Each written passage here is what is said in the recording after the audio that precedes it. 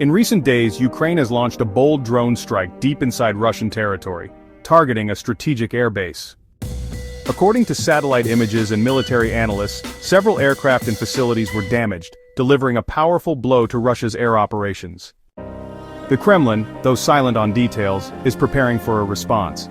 Intelligence suggests that Russia may target Ukraine's power infrastructure, airfields, and key military command centers in retaliation. Ukrainian President Volodymyr Zelensky has stated the country remains vigilant, while Russian President Vladimir Putin faces mounting pressure to strike back decisively. So if Russia launches a full-scale retaliatory wave, just how much damage can Ukraine actually absorb? Despite improved air defense systems and Western support, Ukraine's resources are stretched. Multiple coordinated attacks could overwhelm their shield. The map of this war is changing fast, not just in territory but in tactics. Will this exchange spiral into another brutal phase of war, or will diplomacy finally intervene? The world watches once again as the conflict escalates.